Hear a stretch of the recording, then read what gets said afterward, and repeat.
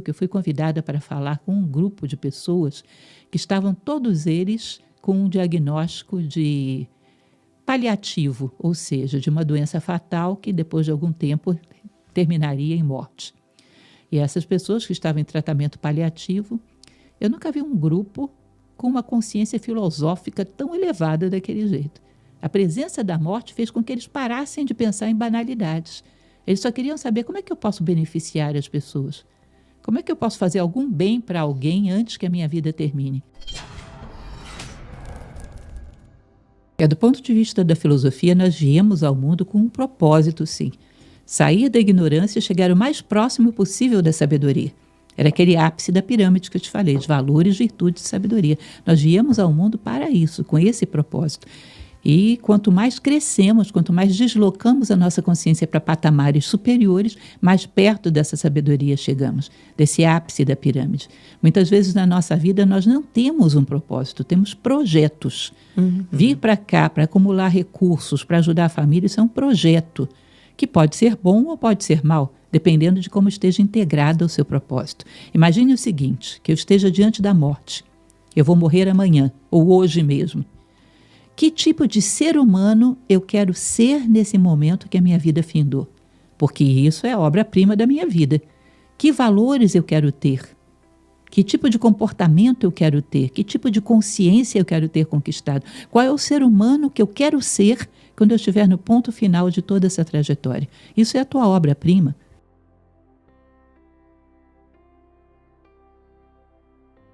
Quando você olhar para trás, quer ter visto que tipo de rastro? O que você quer ter feito pelas pessoas e pelo mundo? Ou seja, quem você quer ser nesse momento final da sua vida, que é a sua obra-prima, é o resultado de toda a tua construção. Isso é o teu propósito, isso é o teu ideal. E para que você chegue a esse ponto, tem que trabalhar para ele durante toda a vida. Ou seja, eu quero ser uma pessoa justa, uma pessoa fraterna, uma pessoa que emane bondade, eu quero ser uma pessoa que tenha feito o máximo pelas pessoas ao longo da minha vida. Esse é o meu propósito, o meu ideal de vida. Todos os meus projetos têm que caminhar nessa direção, porque senão eles ficam soltos e podem inclusive ser contraditórios entre si. Tá? Então, se eu saio do meu país e vou para um país estrangeiro, eu continuo sendo um ser humano, eu tenho uma pátria que eu nunca vou me afastar dela, que é a natureza humana.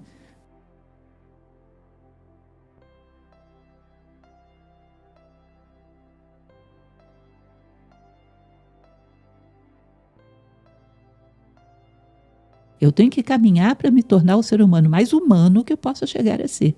Esse que eu quero ser no momento da minha morte. Portanto, todas as coisas têm que caminhar nessa direção. Não há exceções. Esteja você onde estiver. Da pátria humana, você não foge nunca. Então, onde você estiver, você tem que integrar os teus propósitos dentro desse grande propósito de vida, os seus projetos dentro desse grande propósito de vida. Porque senão você se sente perdido. E aí eu não tenho mais noção do que é positivo, do que é negativo, do que é válido, do que não é. Você cai num vácuo, num limbo, onde você já não sabe mais o que serve, nem qual é o sentido de tudo isso. Ou seja, esteja você onde estiver. Imagine que tipo de ser humano eu quero ser quando tudo isso estiver terminado. E caminhe para lá, desde já. Como podemos viver melhor, sem nos distrairmos com o que não está no foco do nosso propósito? Imagine você um grande artista como o Leonardo da Vinci. Digamos que ele esteja pintando a Gioconda, a Mona Lisa, que é a grande obra da sua vida. Ele está tão empenhado, tem tanto entusiasmo naquela obra, que ele não vai desperdiçar tempo com absolutamente nada. Dizem que Leonardo, quando estava muito empenhado numa obra, ele às vezes não lembrava nem de comer, nem de dormir. De tão entusiasmado que ele estava em aperfeiçoar aquela obra, levá-lo à máxima perfeição. Nós deveríamos estar entusiasmados com a obra de construir a nós mesmos. Toda vez que passa um ano novo, quando a gente olha o 31 de dezembro do ano anterior, a gente deveria poder olhar e dizer, puxa, eu superei bastante coisa. Hoje eu sou um ser humano um pouco melhor.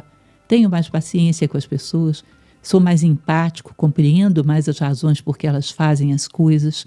Eu tenho mais capacidade de conter as minhas emoções desordenadas, sou uma pessoa com mais autocontrole, tenho mais paz. Seja lá o que for, você tem que sentir conquistas, tem que sentir deslocamento da sua consciência, porque isso significa que a vida está valendo a pena, senão você está vivendo em vão.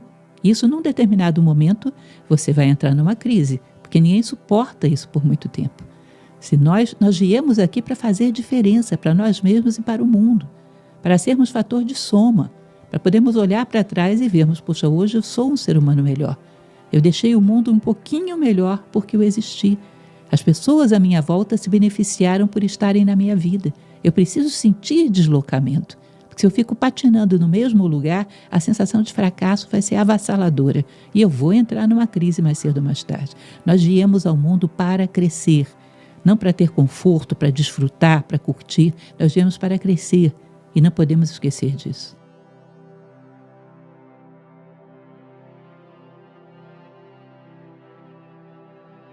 Então, como clarear e ajudar as pessoas a terem esse tipo de discussão se efetivamente só 3% da população brasileira, por exemplo, se interessa por conteúdos mais técnicos ou lê um livro, por exemplo? A questão é um pouco mais complexa do que parece, porque não se trata apenas de ler. Esses 3% que leem, eu não garanto que eles reflitam sobre o que leem, eu não garanto que eles extraiam da sua leitura ideias próprias, podem ser simplesmente um acúmulo de informações. Isso não muda muita coisa. O que nós deveríamos ter é uma noção de que nós estamos vivendo para aprender com aquilo que estamos vivendo, um espírito de aprendiz. Todas as noites antes de dormir pensar o que o dia de hoje me ensinou, o que eu pude crescer com o dia de hoje. As circunstâncias que eu vivi, eu tenho uma proposta que eu acho muito interessante. Não dormir enquanto eu não tiro do dia de hoje algum aprendizado, ainda que seja pequenininho, insignificante. O que eu aprendi com o dia de hoje. Que eu possa refletir sobre as coisas à minha volta e tirar ideias próprias. Isso, se a gente para pensar nesse momento, se a gente olha para a nossa mente nesse momento, você vai ver que a maioria das ideias que estão dentro da nossa mente não são próprias, são implantadas pelo meio. Quais as ideias que eu realmente criei a partir da minha observação da vida, das coisas à minha volta? Quais as ideias que eu mesma extraí da vida a partir da minha experiência? Nós temos muito pouco de nosso. Nós estamos muito clonados, como se diz cientificamente, né? Clonados no sentido de que todo mundo pensa igual porque absorve pensamentos prontos, ao invés de criar os seus próprios pensamentos. Ou seja, não é simplesmente a leitura, é a reflexão em cima da leitura. E pode ser uma reflexão também sobre os fatos que você viveu, uma reflexão a respeito da vida que está passando à sua volta. Aquela dificuldade que eu vivi, o que eu aprendi com ela? Porque se eu vivo uma dificuldade e não aprendi nada, eu fiquei no prejuízo. Eu senti dor e não aprendi nada. Toda dificuldade tem algo a nos ensinar. Nós deveríamos nos colocar diante dela e dizer que eu só saia do outro lado maior do que eu entrei. Porque assim vale a pena. Eu perco alguma coisa e ganho outra coisa. Às vezes a gente olha para trás e se pergunta, quando foi que eu mais cresci na minha vida? Você vai perceber que foi mais nas dificuldades mesmo.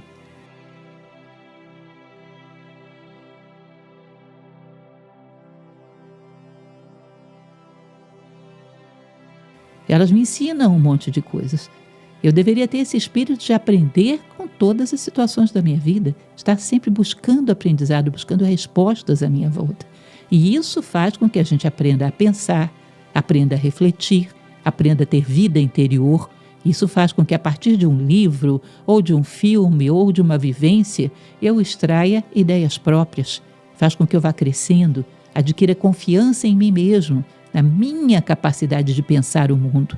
O mundo não está todo pensado, não está tudo pronto. Muito pelo contrário, a maioria das grandes questões humanas ainda estão para ser desvendadas, ainda estão para ser pensadas. Nós vivemos em função do como e não do porquê. Dificilmente nos perguntamos o porquê da vida, das coisas que estão acontecendo, o porquê de eu estar aqui. As questões fundamentais da vida não estão pensadas. Cada um de nós tem que pensá-las, tem que chegar a alguma conclusão que dê sentido. Eu vivi uma experiência muito especial no Brasil, que eu fui convidada para falar com um grupo de pessoas que estavam todos eles com um diagnóstico de paliativo, ou seja, de uma doença fatal que depois de algum tempo terminaria em morte. E essas pessoas que estavam em tratamento paliativo, eu nunca vi um grupo com uma consciência filosófica tão elevada daquele jeito. A presença da morte fez com que eles parassem de pensar em banalidades. Eles só queriam saber como é que eu posso beneficiar as pessoas. Como é que eu posso fazer algum bem para alguém antes que a minha vida termine? Como é que eu posso aprender a aceitar as limitações dos outros? Como eu posso me reconciliar com aqueles com quem eu rompi? Como eu posso fazer com que as experiências que ficaram mágoas para trás, eu possa fechá-las, possa dar um valor a elas? Ou seja, elas só perguntavam sobre coisas essenciais. As banalidades todas perderam valor. Por quê? Porque eles sabiam que a vida é curta. Porque eles sabiam que o seu prazo de vida estava limitado. Agora, o fato é que a vida é curta e o nosso prazo de vida está limitado para todo mundo. É interessante como a presença da morte traz essa urgência de pensar no que vale a pena. Nós deveríamos pedir conselhos à morte de vez em quando. Como diz, mais uma vez, o filósofo Marco Aurélio, tomar a morte como conselheira.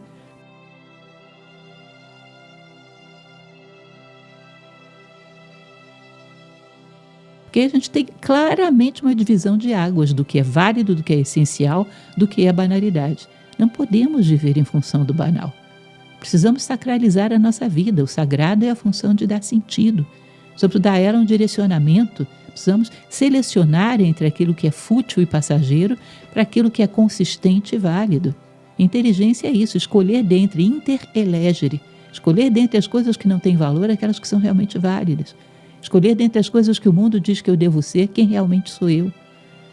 Então, nós deveríamos, de vez em quando, nos perguntarmos se eu fosse morrer amanhã. O que seria vital para a minha vida no dia de hoje. E como focar tendo tantas distrações? Bom, uma das coisas já falamos, né? Ter um sentido de vida e checá-lo todos os dias. Se eu estou me aproximando dele ou me afastando. O dia de hoje eu dei um passo em direção ao meu ideal, ao meu grande propósito de vida, ao ser humano que eu quero chegar a ser, ou eu fiquei parado, ou eu dei um passo na direção contrária.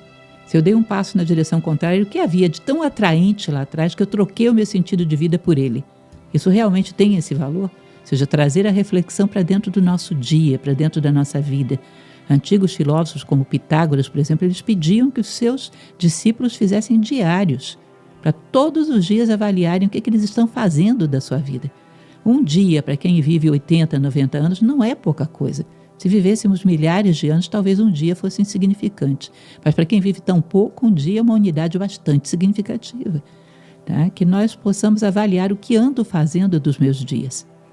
E uma segunda coisa que é fundamental que a gente tenha em mente, que a grande guerra, a grande luta da humanidade é contra o egoísmo. Existe uma tradição tibetana que eles dizem que o maior mal do mundo é o egoísmo. Eles chamam de heresia da separatividade. Eu deveria todos os dias buscar que nas minhas decisões, nos meus passos, eu pensasse um pouco mais no todo e um pouco menos apenas em mim mesmo. A futilidade, a superficialidade, a banalidade são todos filhos do egoísmo, que vão nos entretendo com coisas absolutamente sem sentido, são todos filhos do egoísmo. Imagina você se cada decisão que eu tomo, antes de tomar essa decisão, eu parasse e pensasse: o que eu posso fazer que não beneficie apenas a mim, mas ao maior grupo possível de pessoas com essa decisão? E procurasse sempre optar por essa alternativa. Tudo o que eu decido, buscar beneficiar o maior conjunto possível de pessoas. Imagine você que mundo seria esse com 8 bilhões de seres humanos pensando assim. É exatamente o mundo que a gente precisa. Quanto mais pensamos no todo, mais os nossos problemas se tornam pequenos, mas as nossas questões pessoais se minimizam, porque nós nos afogamos no copo d'água porque ficamos do tamanho do copo d'água. Quando nossa consciência se expande, a gente começa a pensar mais como humanidade, nós começamos a ter uma perspectiva correta do tamanho dos nossos problemas, do tamanho da nossa vida. Né? Então, combater o egoísmo a cada passo, a cada decisão que a gente toma, porque no final das contas a nossa vida é um resultado das decisões que tomamos. Estamos tomando nesse momento uma decisão do que pensar, do que sentir, e vamos construindo a nossa vida a partir dessas decisões. E em tudo o que eu decidir, eu vou procurar a alternativa que beneficie o maior número possível de pessoas e não apenas a minha própria pele. Isso eu acho uma medida fundamental que eu procuro fazer e recomendo a todos aqueles que querem uma vida mais filosófica que façam. Como seria uma resposta para ajudar quem está imobilizado perante eu sei o que eu tenho que fazer, eu sei que é aquilo dali que vai me ajudar, mas eu não consigo me mover?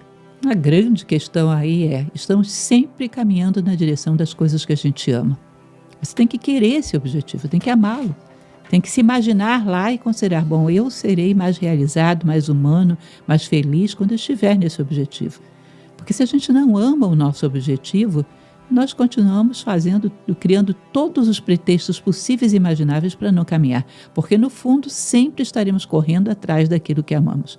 A pessoa diz, eu tenho que me sacrificar demais. O que significa isso? Ela ama mais o que ela tem agora do que aquilo que você está propondo que ela conquiste. Imagine você que eu tenha um filho que esteja correndo risco e ele esteja do outro lado do rio. Eu não vou enrolar para atravessar esse rio. Vou me jogar nele e vou nadar do melhor jeito que eu posso, cachorrinho, do jeito que for, o que eu souber fazer, mas eu vou chegar do outro lado e vou salvar o meu filho. Por quê?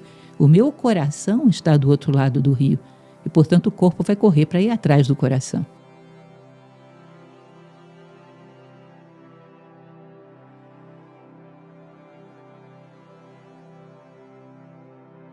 Se você quer chegar a algum lugar, coloque o seu coração lá. Seu coração tem que ir na frente, ele tem que estar lá, estacionado no seu objetivo. Porque aí o resto do corpo corre atrás de recuperar o seu coração. Se o seu coração está aqui, você vai ficar aqui, não tenha dúvida. É daí que vem toda a energia e toda a motivação. Nós deveríamos claramente perguntar o que de fato queremos, onde queremos de fato chegar, para não estarmos brincando conosco mesmo, porque que nem Penélope lá no mito da Odisseia, né? Tece durante o dia, na calada da noite vai lá e puxa o fio. É mais ou menos o que fazemos com os nossos projetos. Como vencer essas resistências? Ela precisaria dar um valor muito grande à vida, porque o que ela está fazendo é lutar pela vida. E talvez ela não esteja tão apegada à vida assim. Esse é o grande problema. Nós às vezes nos alienamos tanto do que é essencial na vida, nós achamos que a vida vira uma banalidade, uma chatura, um compasso de tempo para chegar em algum lugar que a gente não sabe onde é. Estamos tão alienados das questões fundamentais que nos motivam, ou seja, não temos um ideal, não trabalhamos para construir algo grande para o outro, para o todo, não temos nada que realmente nos motive. E aí, para que eu vou me sacrificar tanto pela vida, se a vida dá essa chatura, sem propósito nenhum? Quem tem grandes sonhos, quem tem grandes ideais, quer viver. Portanto, se você diz, a gordura vai te impedir de viver, ele vai perder a gordura. Se você diz, o teu comportamento vai te impedir de viver, ele vai abandonar aquele comportamento. Porque a vida, para ele, tem um valor específico. Ele quer chegar a algum lugar, está construindo alguma coisa. Quem não quer chegar a lugar nenhum, não está construindo nada, a vida é um compasso de espera para chegar, sei lá aonde. É uma perda de tempo. Ele está solto, ele não tem motivação. Tá? Portanto, tenha um espírito de missão. Queira construir alguma coisa grande, que aí a tua vida tem sentido. Você tem energia para lutar contra tudo aquilo que atenta contra a vida. Senão, não. Quem vive uma rotina sem sentido, no fundo, não ama muito a vida. A vida é uma grande monotonia.